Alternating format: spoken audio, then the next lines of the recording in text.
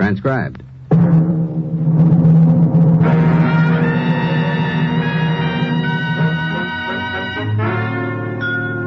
Dangerous Assignment, starring Brian Donlevy as Steve Mitchell.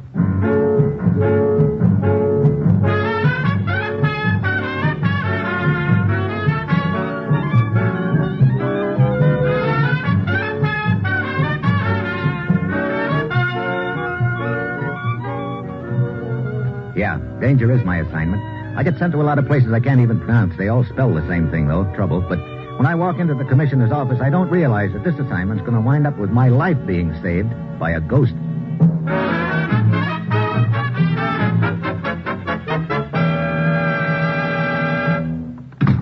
Morning, Commissioner. Ruth said you had an assignment for me. That's right, Steve. Well, what do I go chasing after this time? We already have it. What do you mean?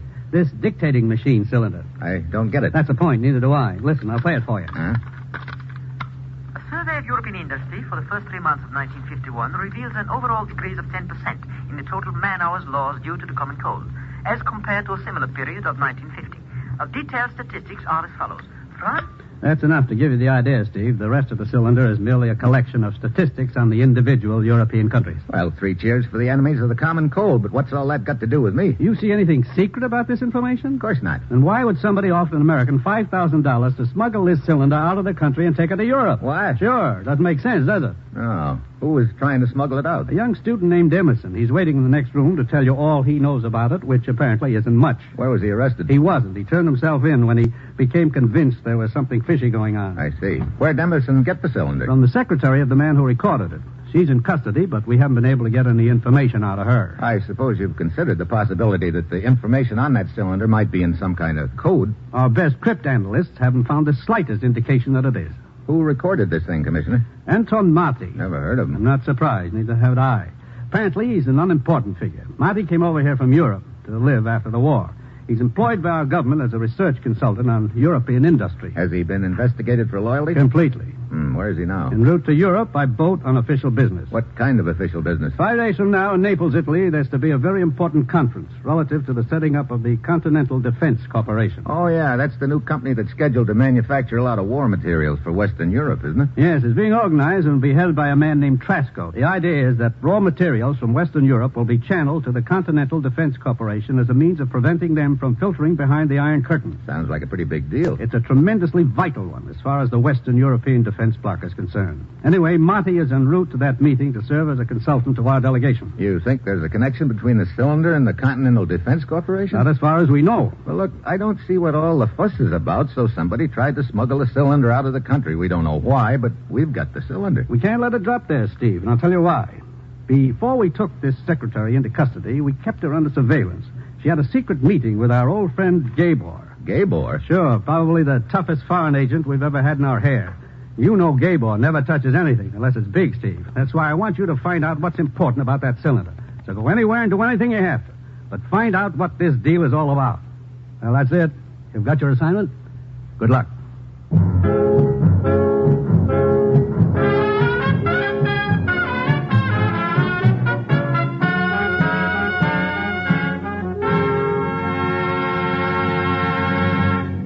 The National Broadcasting Company is presenting Dangerous Assignment, starring Brian Donlevy in the role of Steve Mitchell, colorful two-fisted government agent.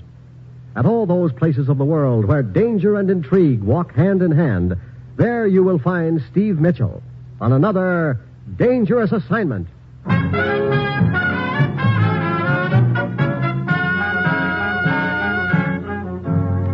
Well, I've been handed a lot of snarled-up jobs in my time, but this takes the cake. A secretary offers a student $5,000 to smuggle a recording of a report on the common cold to Europe. Nobody knows what the deal is all about, and lurking in the background is a well-known foreign agent with me in the middle, trying to unravel it all. A real cinch. I go down the hall to the room where Emerson's waiting for me. Look, I tell you, I don't know what the deal's all about. Okay. Suppose you tell me what you do know. Well, that isn't much. A couple of months ago, I decided to go to Europe. I'm an art student. I figured I could learn more over there. But how did the secretary figure in the deal? Well, I've dated her now and then, and that's all.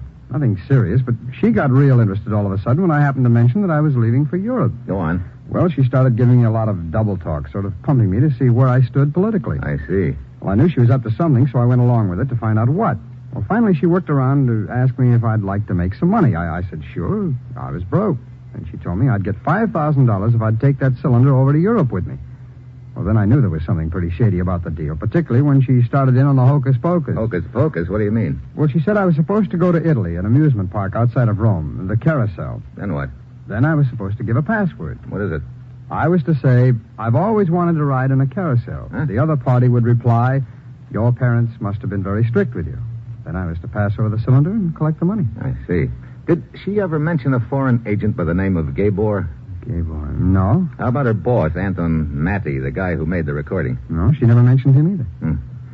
Well, all of this still doesn't give me much of a clue as to what this is all about, but if they go to all the trouble to rig a deal like this, complete with password, what was it again? I've always wanted to ride a carousel? That's right. And the reply was to be, your parents must have been very strict with you. Brother, what a routine. Hey, wait a minute. This girl's secretary is in custody, and they didn't tell her that you'd reported the deal to us. No, I wouldn't know about that. Chances are that Gabor doesn't know it either, so if we kept you out of sight for a while, he'd think the scheme was in operation. Mr. Mitchell, I don't understand what you're getting at. I'm going to arrange a substitute for you, Emerson. Substitute? Mm-hmm. You mean somebody's going to take my place? Take that cylinder to Europe? That's right. Well, who? Me.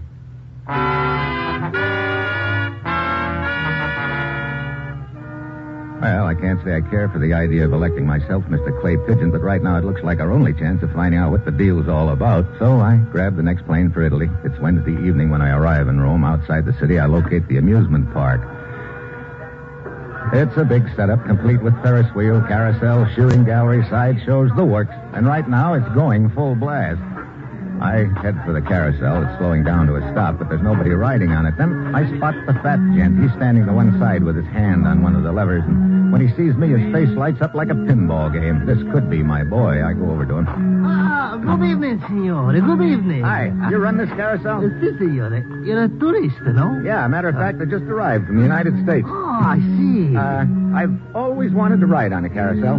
What's that? I said, I've always wanted to ride on a carousel. Well, done the best, signore. Step right up. It's high time you did. What? I'm honored to have you as a customer, signore. Oh, fine. Look, I didn't Now, really signore, want... please, now, don't be embarrassed. I have many grown men ride my carousel. Here, I help you. Which animal you like? Huh? Now, wait a minute. Senor, you have always wanted to ride a carousel. You shall ride a carousel. I insist. Before I can stop him, 2-ton Tony's hoisted me aboard. He yanks at the lever, and there I am, galloping gracefully around on a giraffe, all of which isn't exactly the way I planned for things to work out. Nice ride, no? What? Hey, where'd you come from? You seem to be enjoying your ride. I thought I would join you on this somewhat fatuous-looking ride. You must specialize in trick riding. I didn't see you climb on. Let us say that I am an expert at riding the carousel. Oh? And you, sir? What about me? Are you an expert? No, strictly an amateur. First ride, perhaps. My first ride. But perhaps you have been looking forward to this for some time. Yeah. Matter of fact, I've always wanted to ride on a carousel. Your parents must have been quite strict. Well, what do you know? No wonder Fatso didn't tumble to the password, so you're my boy. I am your boy. I am Sarvi. Now, the cylinder, please. Huh? You will please give me the cylinder. Not so fast. If you think I'm going to hand this over to you, you've been riding these carousels too long, Sarvik. I'll deliver this cylinder in person and collect for it. Well, now, we will get off the carousel. Now? See, it is not moving very fast. I will go first. Come in. Okay. Now what, Sarvik? Follow me.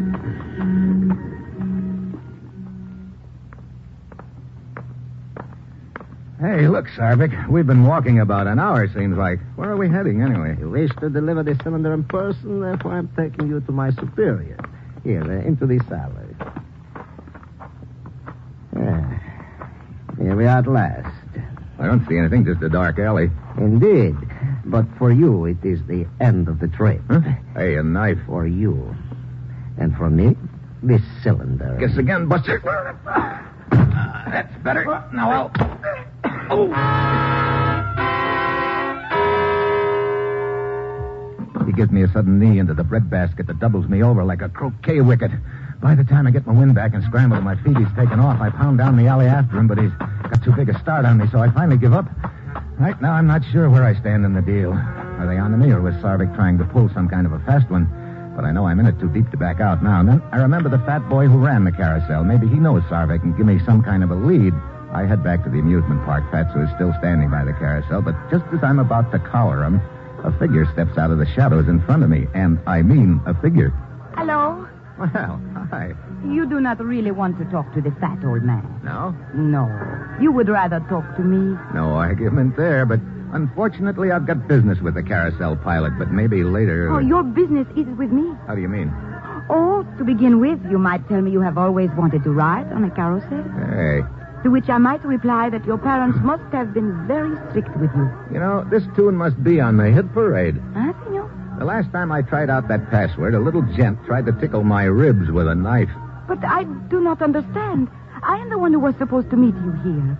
True, I'm a little late, but you tell me, please, who was this man? He told me his name was Sarvik. Sarvik? Does that ring a bell? No.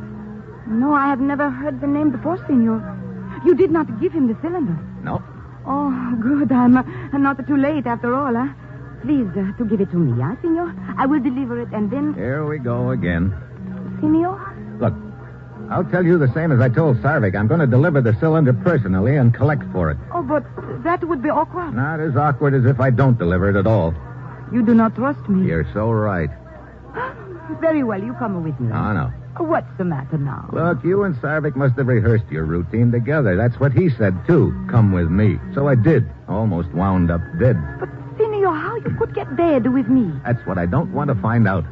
But all I want you to do is come to that small cafe over there with me. Oh? Don't tell me that's headquarters for this operation. No, senor. But there is a telephone there. I will telephone the person I work for. Okay. Tell him to meet us here and to bring the money.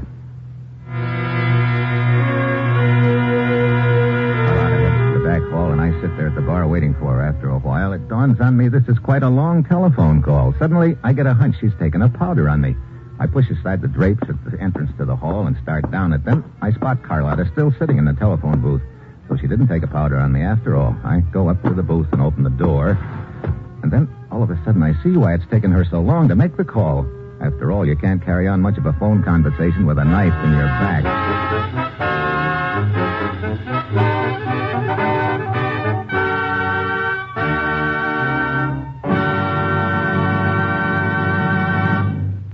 Now, back to Dangerous Assignment and Brian Donlevy as Steve Mitchell.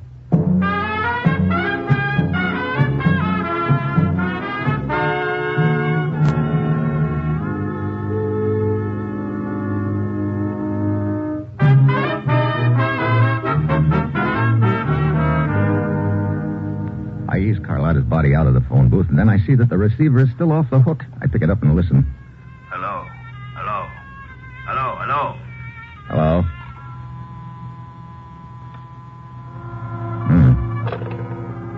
Well, I'm getting nowhere fast. I don't know who knifed Carlotta. I don't know who she was talking to when it happened, and all I've got to go on is a voice and a violin.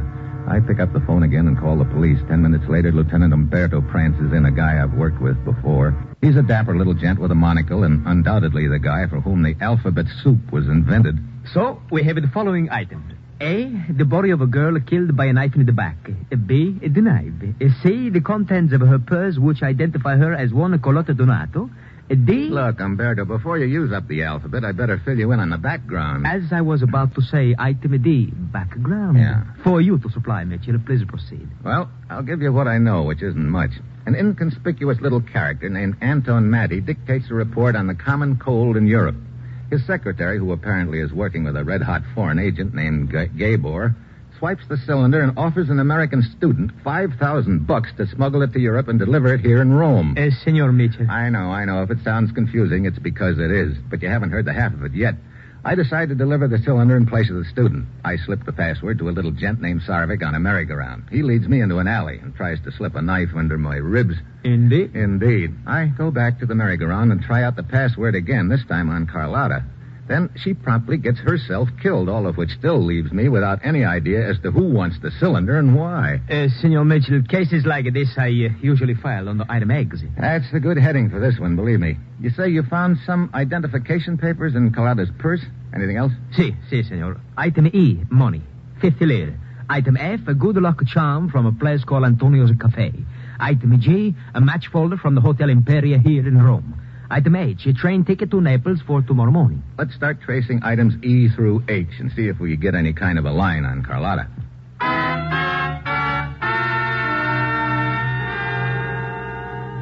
I head for the railroad depot and finally locate the clerk who sold Carlotta the ticket, but he doesn't remember if she was alone or if not, who was with her. Then I try Antonio's Cafe, but I find out they give out those good luck charms to all their customers. So I meet Lieutenant Umberto at the Hotel Imperia, and one look at his face tells me he hasn't had any better luck.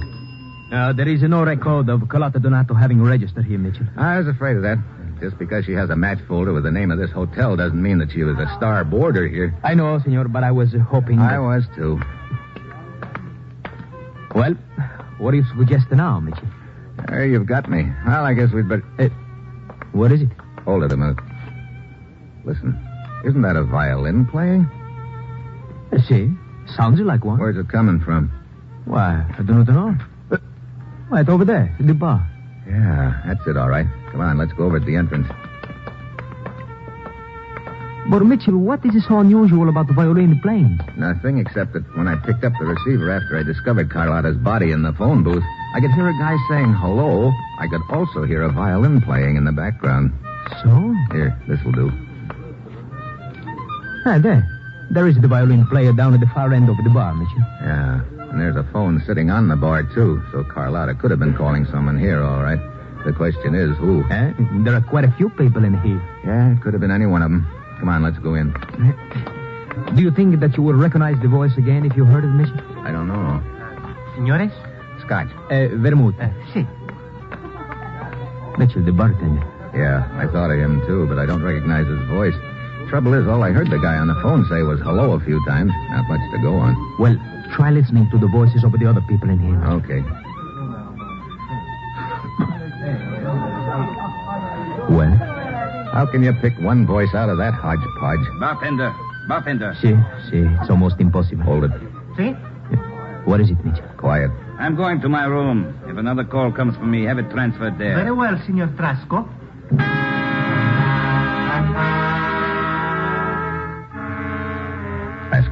Trasco. Where have I heard that name?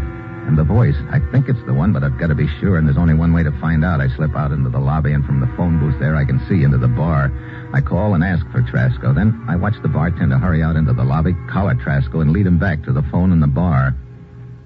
Hello? Yeah, no doubt about it anymore. The same voice I heard over the phone right after Carlotta was killed. Hello? Hello? Who is this? You still interested in that cylinder? Yes. You have it? That's right, Trasco. How do you know my name? Never mind. Where can we meet?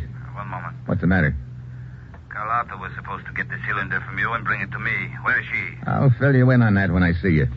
I'm not sure I trust you. Look, do you want the cylinder or don't you? Very well. You know where the amusement park is, the place where you contacted Carlotta? Sure.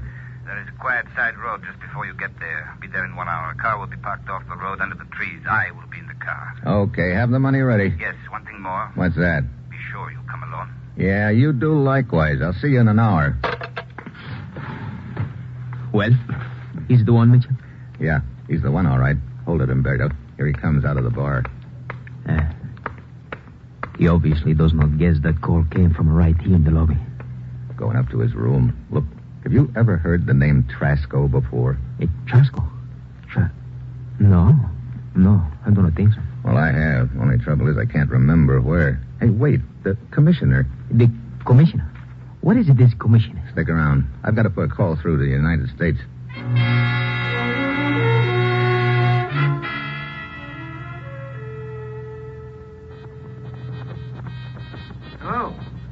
Hello, is that you, Steve? Yeah. Jiggle the phone, Commissioner. This is a lousy connection. That better? Yeah. Glad you called, Steve. We finally located Anton Mali. The guy who made the recording? Yes, he's in Naples, waiting for that conference on the Continental Defense Corporation to start tomorrow. But he hasn't the slightest idea why that cylinder should be so important. Commissioner, did you mention the name Trasco to me? Trasco? Why, yes, Steve. Trasco's the name of the man who organized the Continental Defense Corporation. Yeah, I remember now. He's the big boy in the deal, huh? That's right. Why? I'm not sure yet, Commissioner. There's still a lot of missing pieces, but I'm going to try and slide a few of them in place right now. So long, Commissioner, and thanks. Okay, Umberto. I'm heading for that meeting with Trasco. Give me about 10 minutes alone with him, and then close in.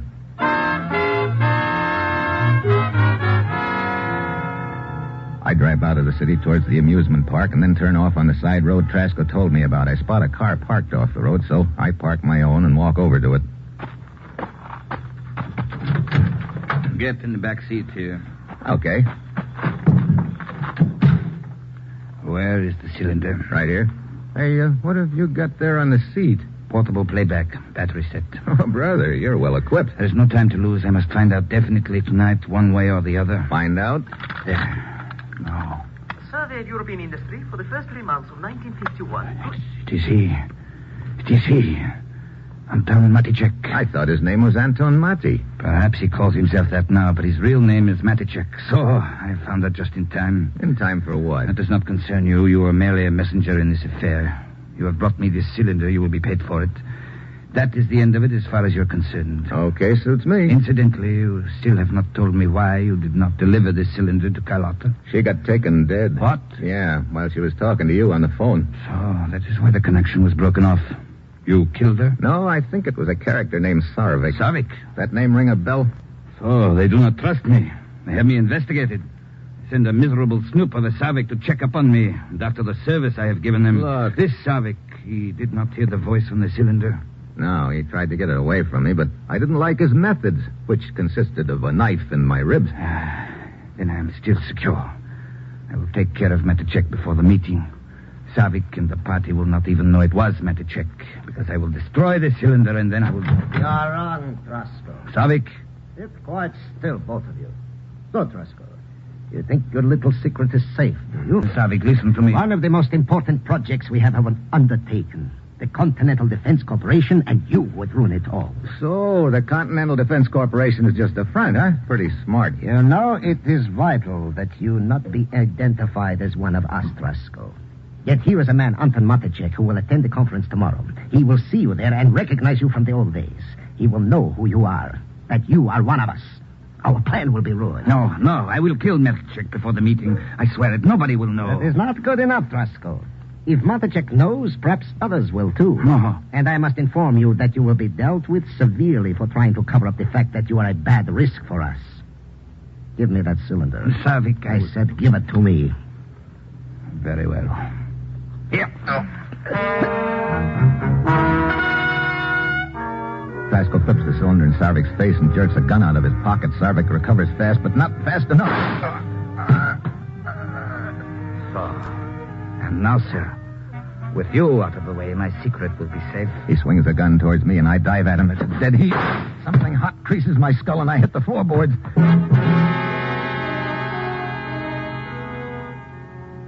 I guess I'm out only a few seconds. When I come to, Lieutenant Umberto is standing beside the car, pumping lead down the road. Mitchell, you all right? Yeah, just parted my hair the hard way. Where'd Trasco go? You climb over that wall. Come on. Amusement park's on the other side of the wall, isn't it? Yes, see? Yeah, if he mingles with the people in there, we'll have trouble spotting him. I do not think there is much of a crowd now. It's rather late. Here we are. I think we can grab the top of the wall if we jump. Yeah, I've got it. Okay, come on. I'll give you a hand. All right. Up you come. Grazie. Not much of a crowd in the ground. Come. Now, let's sit here on top of the wall a moment. I think we'll have a better chance of spotting him from up here. Perhaps you're right. Mitchell, were you able to find out what this is all about before the shooting started? Pretty much. From what I could piece together, it breaks down something like this. The Continental Defense Corporation is a front organized by the Iron Curtain kids. What? Yeah, pretty sharp scheme, too. They get the Western European countries to channel all their raw materials into the corporation. Then they either sabotage the defense program or maybe filter a lot of the stuff behind the Iron Curtain. And this is Trasco. He was at the head of it? The figurehead. They probably picked him because he'd kept his affiliation with them secret. But then he learned that a guy named Anton Mati was scheduled to attend the conference. He was afraid this was Anton Maticek, a guy who used to know him in the old days in Europe. A guy who could put the finger on him as a party boy. And so he had the cylinder stolen to make a search. That's right. He intended to knock off Matty or Maticek before the conference tomorrow. You figured he'd be in the clear that way. But this other man, the dead one in the car. Sarvik. The party sent him to investigate Trasco, and he tumbled to Trasco's scheme and didn't like it. So, hey. What is it? Look, slipping into that building over there. Trasco. Come on, jump. Did he see us? I do not know. I went inside. Let's go. What's that sign on the building say, Umberto? It's called the House of Terrors. House of Terrors. Oh, great. A spook palace, yes. Okay. You go around the other side and cover the exit, Umberto. I'm going in.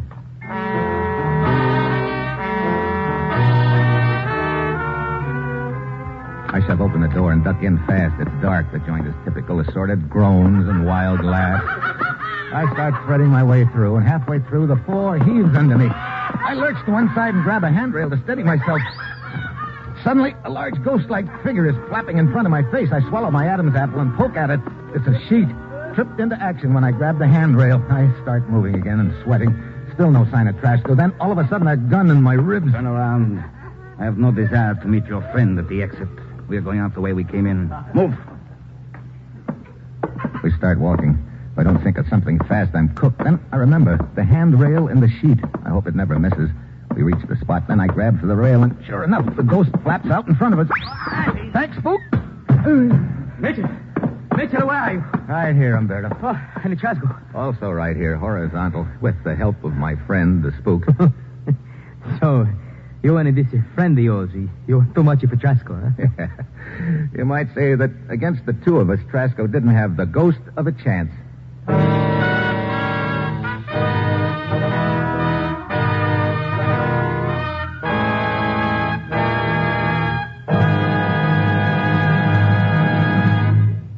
Death on our highways is ever present. Full control of your car and attention to traffic conditions will cut down accidents. Observe the truck driver in front of you, then drive as carefully as he does. The life you save may be mine or your own.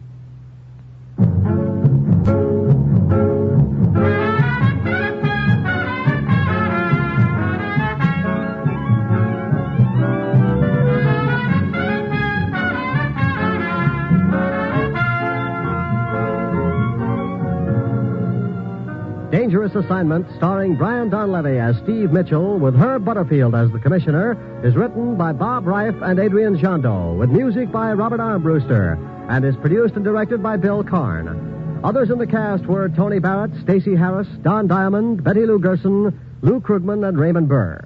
Be with us again next week at this time, when Brian Donlevy, starring in the role of Steve Mitchell, will embark on another Dangerous Assignment.